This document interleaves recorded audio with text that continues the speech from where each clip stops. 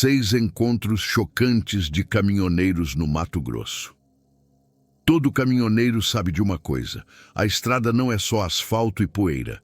Ela é uma testemunha que vê tudo, guarda tudo e que nunca esquece. E o maior terror é quando, no silêncio da madrugada, ela decide te lembrar do que viu. Enquanto o Brasil dorme, as estradas de Mato Grosso guardam segredos que a luz do dia não ousa revelar. São histórias que a sua lógica vai lutar para negar, mas que o coração de todo estradeiro sabe que são reais. Encontros com o impossível, gravados a fogo na memória de quem viveu. Nos próximos minutos, vamos te contar 6 dessas confissões. 6 relatos de homens que olharam para a escuridão, e a escuridão olhou de volta. Te garantimos uma coisa: depois de hoje, você nunca mais vai passar por uma estrada escura da mesma forma. Relato 1. As luzes da Serra do Roncador. Dizem que o asfalto envelhece um homem por dentro, que a estrada vai criando uma casca grossa ao redor do coração, e a de seu Ademar, aos 58 anos, já era mais resistente que pneu de 70 libras. Ele era o retrato do caminhoneiro raiz, um tipo de homem que, infelizmente, a gente quase não vê mais por aí. Um sujeito forjado no sol e na poeira de Mato Grosso, prático, cético, que só acreditava naquilo que podia ver, tocar ou consertar com uma chave de boca. O seu mundo era o Mercedes-Benz 1113 azul, um companheiro de décadas que ele chamava de teimoso. E a verdade é que, para ele, o verdadeiro terror não vinha de lendas ou assombrações.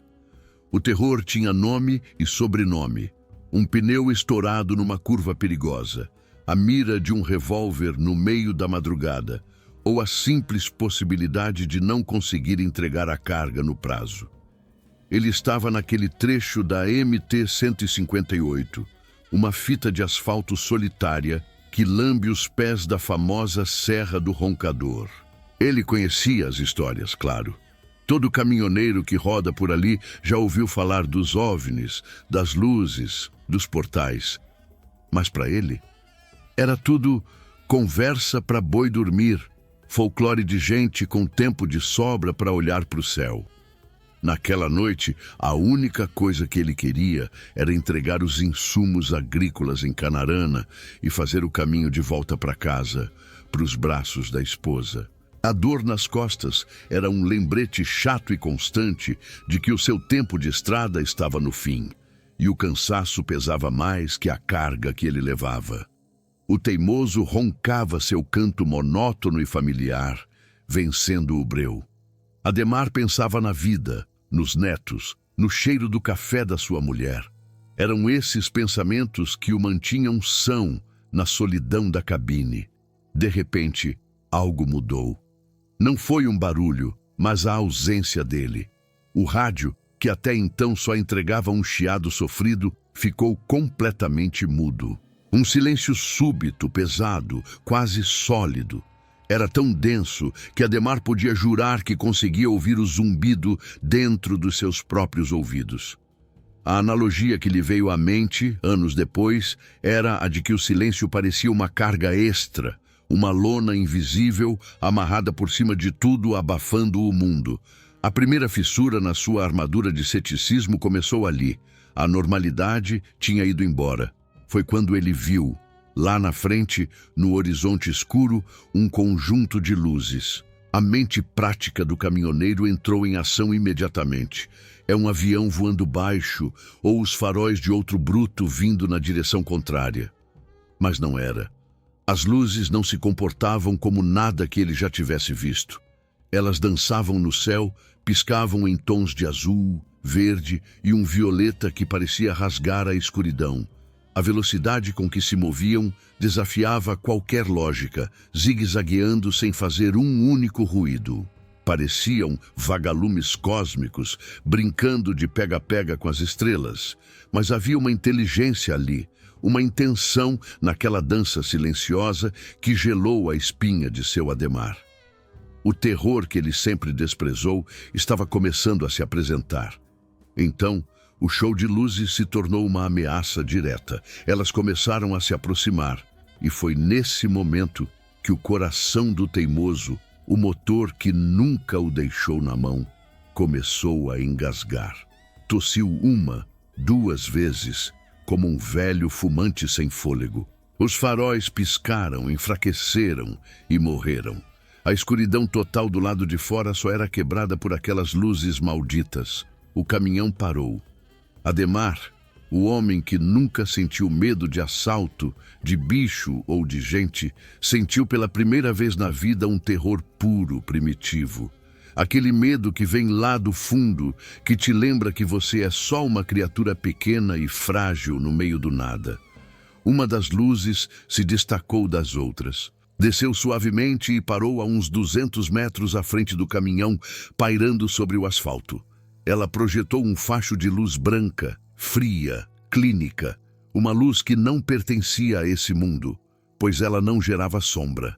Tudo dentro da cabine ficou iluminado com uma clareza assustadora.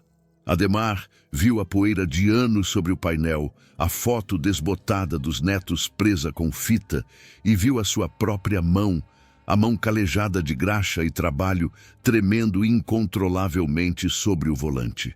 Ele não estava mais na sua cabine. Ele estava numa vitrine, sendo observado. De repente, tão rápido quanto começou, a luz se apagou. Um segundo de silêncio absoluto, e com um solavanco violento, o motor do teimoso voltou à vida, roncando alto, como se também estivesse apavorado. Ademar não pensou, não raciocinou. Ele só reagiu.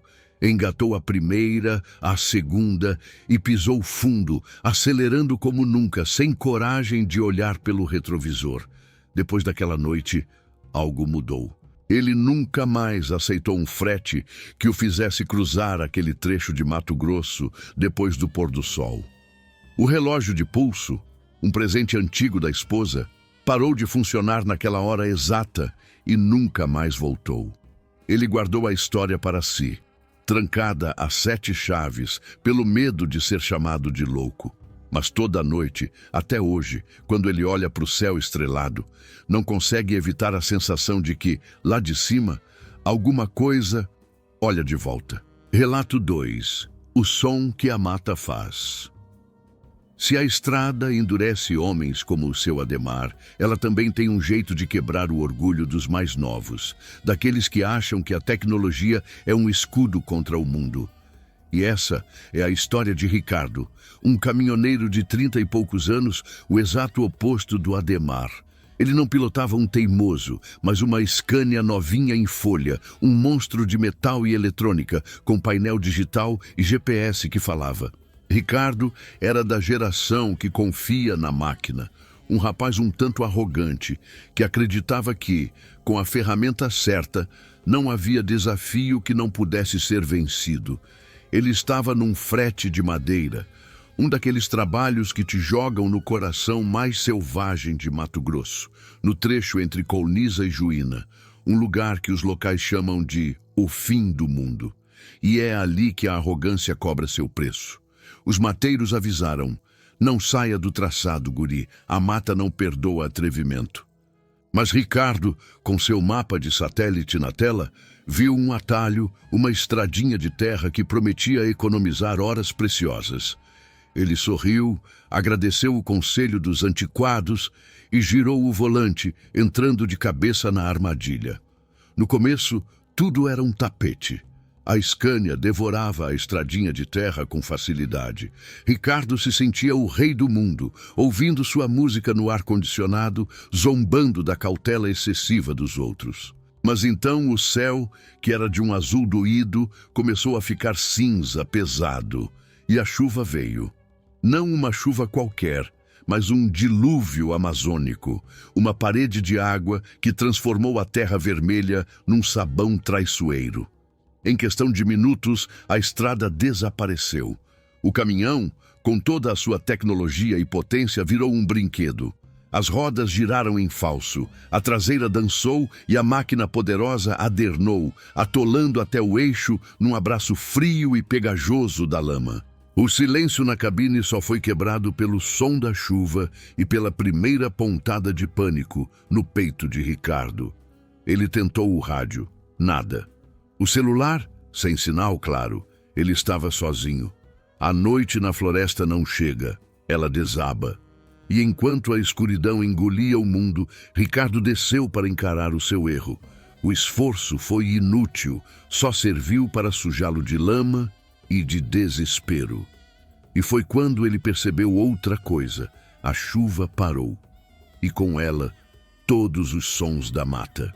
O coachar dos sapos, o zumbido dos insetos, o chamado de alguma ave noturna.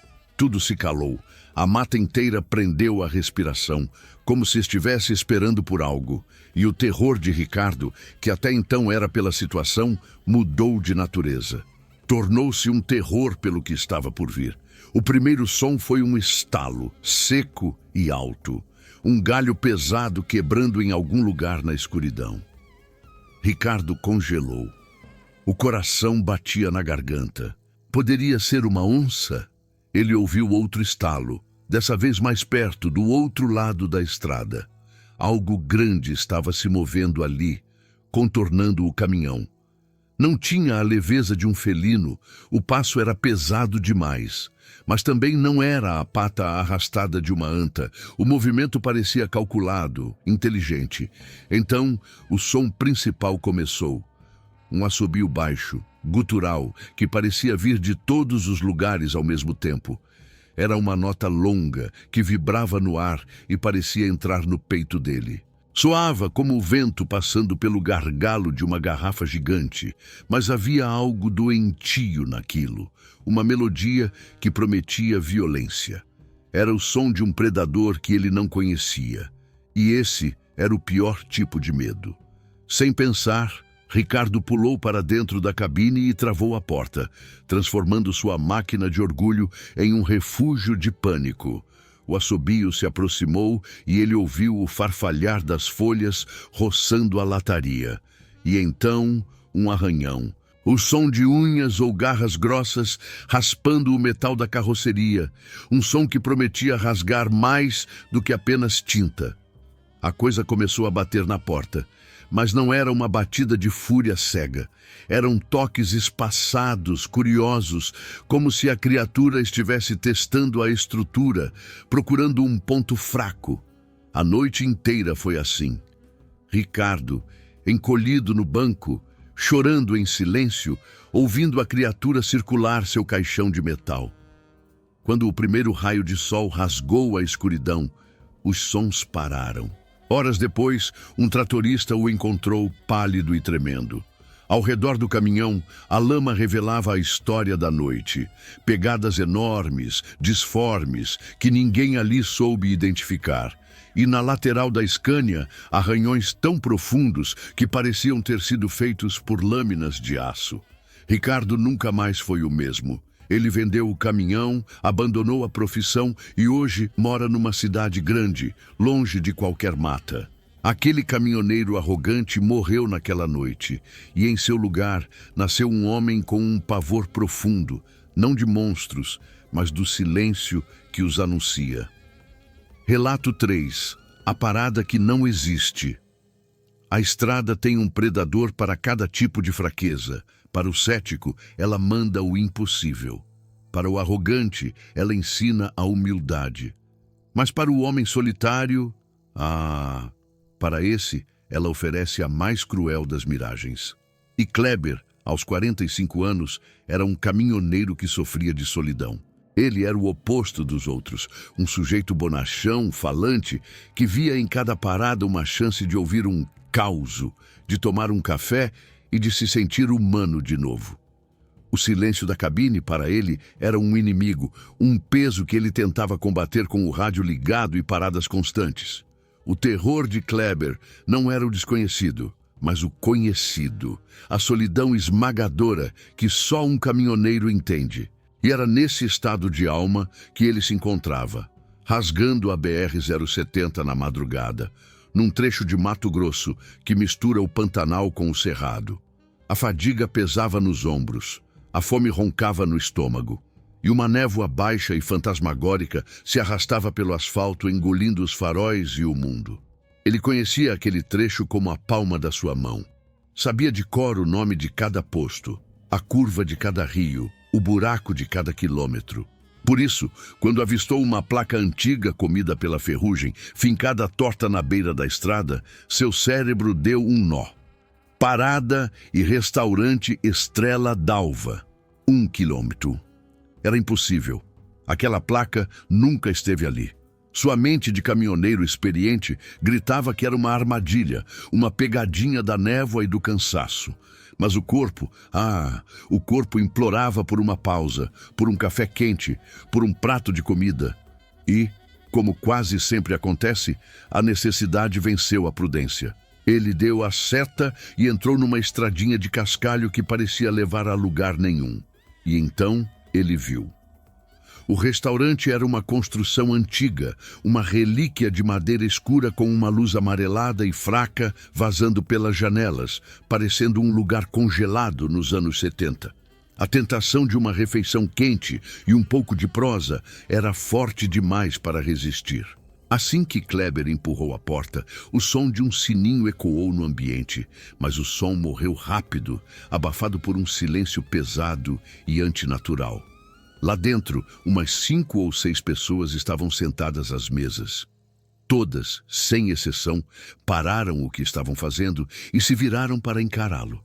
Os rostos eram pálidos, exaustos, e os olhos eram vazios. Ninguém falava. O único som era o arrastar metálico e lento de talheres nos pratos. O ar era denso como o de uma igreja em dia de funeral. E Kleber sentiu que todos o olhavam como se ele fosse o defunto e não soubesse. Uma garçonete, uma moça de uma palidez doentia, se aproximou. Ele pediu o de sempre, um bife com arroz e feijão. Quando a comida chegou, o cheiro era divino e o sabor era a melhor comida que ele já tinha provado na vida. Mas havia um retrogosto estranho, um quê metálico, como sangue. Ele tentou puxar conversa, perguntar do movimento, do tempo, qualquer coisa para quebrar aquele gelo sepulcral, mas a moça só respondia com 1 ou 2 palavras, sem nunca erguer os olhos. Na hora de pagar, a mulher no caixa, uma senhora de cabelo preso num coque apertado, lhe deu um sorriso que não alcançou os olhos. Era como uma pintura nova numa parede cheia de mofo. Bonito por um instante, mas você sabe que tem algo de podre por baixo. Ele pagou, deixou uma gorjeta e saiu, sentindo um alívio imediato ao respirar o ar úmido da madrugada, mas a sensação de estranheza o acompanhou. 10 quilômetros adiante, a curiosidade e a necessidade de provar a si mesmo que não estava louco foram mais fortes. Ele fez o retorno. Precisava ver aquele lugar de novo, à luz dos seus próprios faróis. Mas quando chegou ao ponto exato, não havia nada. Onde deveria estar a entrada de cascalho, a construção de madeira, as luzes amareladas? Havia apenas um paredão de mato fechado e a névoa. A placa, o restaurante, as pessoas, tudo tinha desaparecido. Desesperado, ele acelerou até o próximo posto de verdade, o coração martelando no peito. Entrou na lanchonete e contou a história ao frentista, um senhor já curvado pelo tempo. O velho ouviu tudo, o rosto perdendo a cor. Ele então contou a lenda. Há mais de 30 anos, naquele mesmo trecho, um ônibus que levava os funcionários de um restaurante de beira de estrada, chamado Estrela d'Alva, bateu de frente com um caminhão. Ninguém sobreviveu. Kleber gelou. Ele entendeu que a comida que comeu era uma oferenda, um convite para se juntar a eles. E talvez, só talvez, por ter pago a conta, ele quitou sua dívida com a morte e foi autorizado a partir. Daquele dia em diante, o caminhoneiro falante nunca mais parou em um lugar que já não conhecesse. O terror, para ele, ganhou a forma de um sorriso vazio e o gosto metálico da hospitalidade dos mortos. Relato 4. O frete para a fazenda esquecida. Às vezes, o terror não precisa de escuridão ou de monstros. Às vezes, ele só precisa de uma porta aberta. O desespero. E era o desespero que guiava as mãos de Jonas no volante.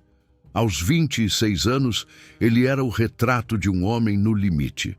Pai de primeira viagem, com o filho pequeno doente em casa e uma montanha de dívidas crescendo, ele sentia o peso do mundo em cada quilômetro rodado. Jonas não era cético como Ademar, nem arrogante como Ricardo. Ele era apenas um pai, e um pai desesperado é capaz de aceitar qualquer acordo, ignorar qualquer sinal de perigo. Foi por isso que ele disse sim para aquele frete. Um serviço por fora, arranjado às pressas num posto de gasolina por um homem de olhar estranho e voz apressada. A tarefa era simples e bizarra: levar uma única caixa, pesada e lacrada, para uma fazenda no interior de Sapezal, o coração do agronegócio de Mato Grosso. As regras eram claras. A entrega tinha que ser à noite e, a mais importante, ele não deveria fazer perguntas. Qualquer outro caminhoneiro com um pingo de juízo teria recusado, mas o dinheiro era bom demais. E Jonas precisava dele como um homem no deserto precisa de água. A viagem começou sob um céu sem estrelas. O asfalto logo deu lugar a uma teia de estradas de terra que cortavam um mar infinito de soja e milho. Um labirinto monótono e desorientador, onde cada curva era igual à anterior. O homem lhe dera um papel com coordenadas e um mapa rudimentar. Não confie no GPS, ele se perde por aqui, ele disse. Estava certo. Em menos de uma hora, a voz eletrônica se calou e a tela do celular mostrou apenas a sua localização num vazio sem estradas. Ele estava por conta própria, guiado por anotações num papel amassado. E foi então que ele sentiu o cheiro. Um odor que vazava sutilmente da caixa amarrada na carroceria. Era um cheiro adocicado, enjoativo, como o de flores velhas, esquecidas num vaso há semanas. O cheiro de velório.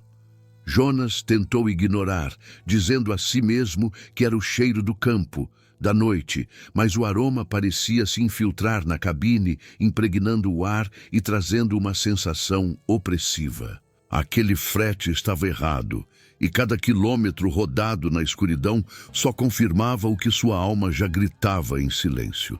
Depois de horas que pareceram uma eternidade, ele chegou. Uma porteira caindo aos pedaços, com o nome da fazenda apagado pelo tempo, era a única indicação de que estava no lugar certo. A sede era uma sombra contra a noite, uma casa escura, com a pintura descascada e a varanda torta, claramente abandonada. Nenhuma luz acesa, ninguém à sua espera. Ele buzinou 1, 2 vezes. O som morreu na vastidão da noite e só o eco respondeu. Ele chamou, gritou, "Ô de casa!", mas o silêncio foi sua única companhia. Com o coração na boca, ele desceu. E no momento em que seu pé tocou o chão, a porta da frente da casa se abriu com um rangido longo e fantasmagórico. Na soleira, a silhueta de uma mulher idosa, segurando um lampião que jogava sombras dançantes na sua figura frágil. Ela o chamou para dentro com um gesto.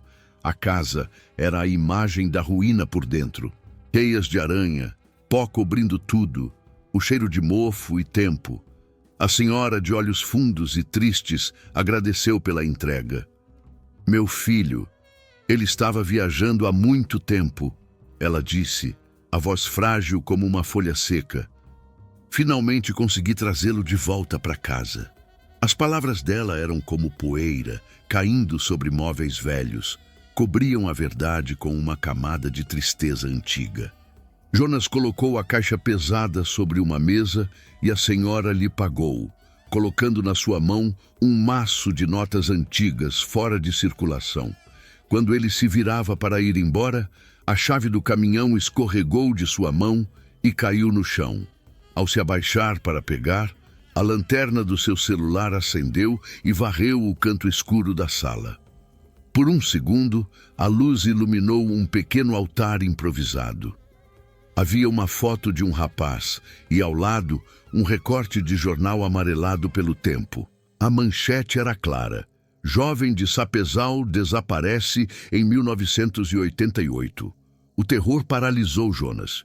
O rosto do rapaz na foto era idêntico ao do homem que o contratou no posto. Ele não esperou para entender. Correu para o caminhão e fugiu dali apavorado, deixando para trás a fazenda fantasma. No dia seguinte, a polícia confirmou que o lugar estava abandonado há mais de 30 anos. Jonas tinha feito um frete para um fantasma, recebido por uma mãe fantasma, para entregar os restos mortais de uma saudade que nunca morreu. O dinheiro era inútil, mas o pagamento real foi outro. Por meses, não importava o quanto ele lavasse, o cheiro adocicado de flores mortas nunca abandonou a cabine do seu caminhão. Relato 5. O rastro na poeira vermelha.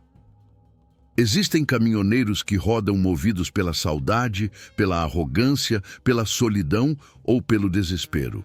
E existem aqueles como Mário. Aos 39 anos, Mário não era nada disso. Ele era, acima de tudo, um profissional. Um homem metódico, observador, um trabalhador que via seu caminhão não como um fardo, mas como o sustento de sua família. O terror, para ele, não se escondia em lendas. Estava nos detalhes práticos da profissão. Uma peça gasta, uma estrada mal sinalizada, uma chuva de granizo. Ele estava na famosa Estrada do Boi, a BR-158, um caminho isolado que corta o Mato Grosso e serve de artéria para a riqueza do agronegócio. Mário transportava gado, uma carga viva e barulhenta, e sua preocupação era com o bem-estar dos animais e o prazo de entrega. O cenário era o fim de tarde, com o sol poente tingindo o mundo de laranja e levantando uma névoa de poeira vermelha que grudava na alma. Era um cenário de beleza bruta, mas que para um homem experiente como Mário sinalizava que era hora de encontrar um lugar seguro para passar a noite. Foi quando o destino, com sua ironia cruel, interveio. Um estouro seco, seguido pelo balanço arrastado da carroceria, anunciou o inevitável: um pneu furado. Para Mário, aquilo não era um desastre, era um contratempo.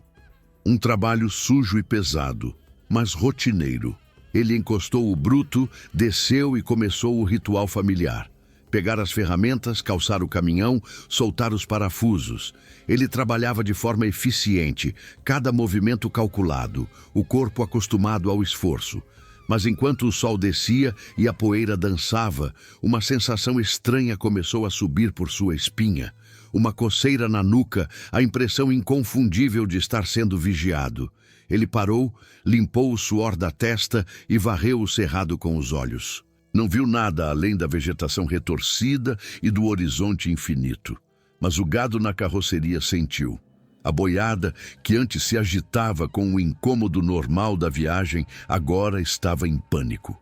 Os mugidos eram de puro pavor, um som gutural que Mário conhecia bem. O som que os animais fazem na presença de um predador. Aquilo não estava certo. O terror começava a se anunciar, não com um som, mas com o instinto primal dos animais. Com a urgência agora alimentada pelo medo, Mário trabalhou mais rápido, o coração batendo forte contra as costelas. Apertou o último parafuso, jogou as ferramentas na cabine e, antes de subir, se virou para dar uma última olhada. E foi quando ele o viu. Do outro lado da estrada, parado em meio à poeira vermelha, estava algo que não deveria existir. Era uma figura alta, absurdamente esguia. Os braços eram longos demais, quase tocando o chão. As pernas eram finas como gravetos, e a cabeça, pequena e desproporcional, se movia de forma errática, com tiques rápidos e agudos, como um inseto. Parecia um desenho de criança que ganhou vida, um boneco de palito feito de pesadelos, algo que as leis da física não deveriam permitir que ficasse de pé, mas estava ali, parado, observando. A criatura não emitia som algum, e essa quietude era mais apavorante que qualquer rugido. Mário ficou paralisado, os pés pregados no chão, o ar preso nos pulmões. O sol se pôs por completo naquele instante, e a figura se tornou uma silhueta negra contra a última luz do crepúsculo. Aquele momento de silêncio e observação mútua foi a experiência mais longa e aterrorizante da vida daquele caminhoneiro. O pânico finalmente quebrou a paralisia. Mário pulou para dentro da cabine, girou a chave e arrancou com o caminhão, cantando pneu no asfalto. Pelo retrovisor, ele viu o impensável. A criatura deu um passo longo e fluido para a estrada e começou a segui-lo. Ela não corria no sentido humano da palavra.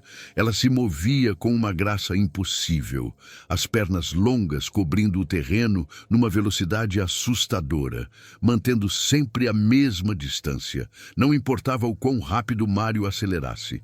A perseguição durou quase 30 quilômetros, uma eternidade de terror puro. Só quando as luzes amareladas de uma cidade pequena surgiram no horizonte é que Mário ousou olhar para trás de novo. A criatura havia sumido, engolida pela escuridão da qual viera. Na manhã seguinte, com as mãos ainda tremendo, ele foi inspecionar o caminhão. E lá, na camada espessa de poeira vermelha que cobria a lateral da carroceria, exatamente onde ele se sentiu observado, havia uma marca. A marca de uma mão com 3 dedos finos e compridos. Não era imaginação, não era loucura. O terror havia deixado sua assinatura. Relato 6. A voz no rádio PX, o acerto de contas. A estrada de Mato Grosso pode te apresentar horrores que vêm do céu, da mata, de paradas fantasma ou de fretes amaldiçoados. Mas o pior terror, o mais implacável, é aquele que já viaja dentro da gente, sentado no banco do carona, esperando a hora certa de cobrar a conta. E a conta de Gilmar já estava vencida há muito tempo.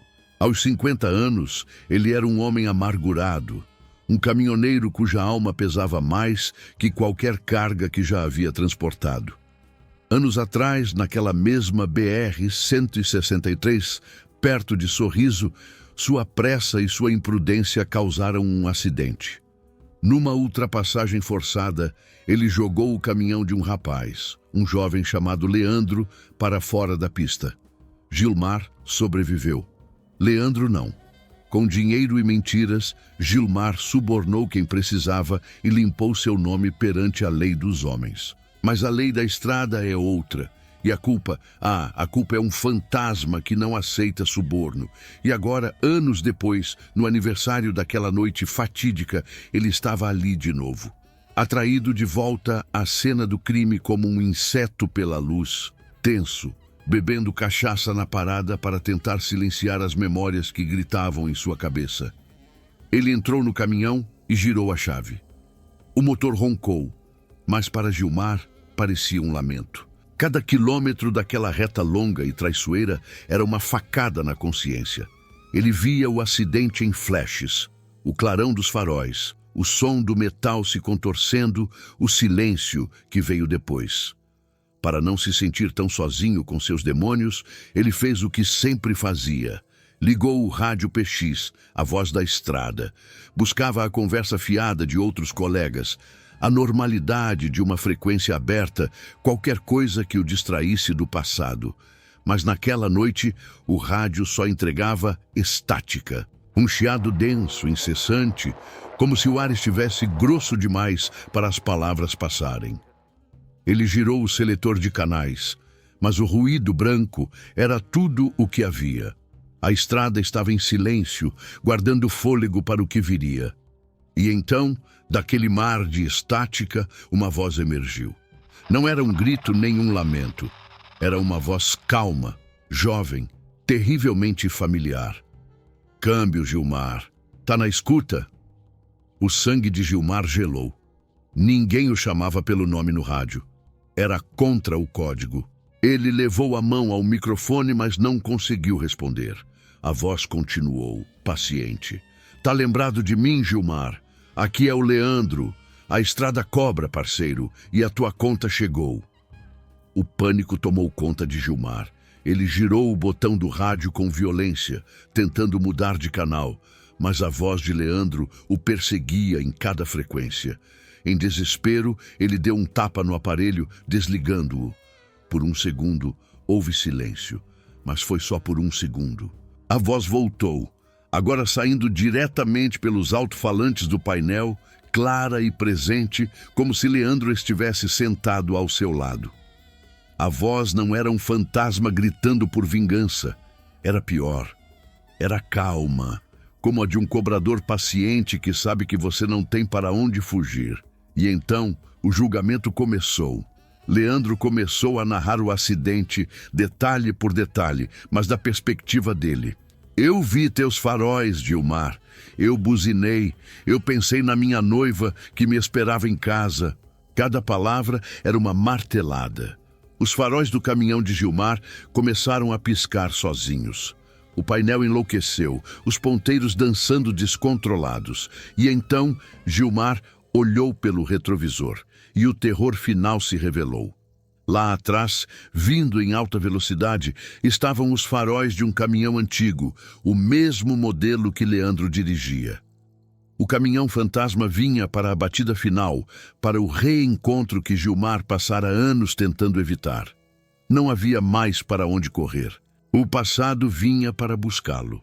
Num grito de pavor e rendição, ele jogou o volante para o lado, saindo da pista e batendo com tudo numa árvore. Quando a equipe de resgate chegou, encontrou Gilmar ferido, preso nas ferragens, balbuciando sem parar. Ele veio me buscar, a conta chegou. O rádio PX estava quebrado, o fio de força arrancado. Para a polícia, foi só mais um caso de caminhoneiro bêbado que dormiu ao volante. Mas Gilmar sabia a verdade. Ele sobreviveu, mas o caminhoneiro dentro dele morreu naquela noite. Ele se aposentou, vive recluso e nunca mais tocou num volante. A dívida finalmente foi paga. 6 histórias, 6 motoristas, 6 cicatrizes que nunca mais vão fechar. E agora a pergunta fica no ar, pesada como a neblina da madrugada. Foi tudo verdade? Ou apenas alucinações criadas pelo cansaço e pela solidão? No fim das contas, a estrada não dá respostas. Ela apenas guarda os ecos. Dirigir por essas estradas, noite adentro, é como navegar num oceano de escuridão. Seus faróis te mostram apenas a superfície, mas você sente, lá no fundo da alma, que nas profundezas, dos 2 lados da pista, existem coisas muito mais antigas e estranhas do que qualquer carga que você possa transportar. Essa é a verdade que todo caminhoneiro aprende a respeitar. Então, da próxima vez que você cruzar com um bruto parado no acostamento e vir o motorista ali, quieto, olhando para o nada, pense 2 vezes antes de julgar. Talvez ele não esteja apenas cansado. Talvez ele esteja ouvindo um eco do passado e rezando para não ser a sua vez de criar um novo. E você? Qual é o seu eco? Qual história a estrada sussurrou para você numa noite escura? Compartilhe aqui nos comentários, porque na solidão da boleia, saber que não estamos sozinhos é o único farol que realmente nos guia. Para não perder a rota e continuar viajando por esses relatos, se inscreva no canal e ative as notificações. A estrada sempre tem mais uma história para contar.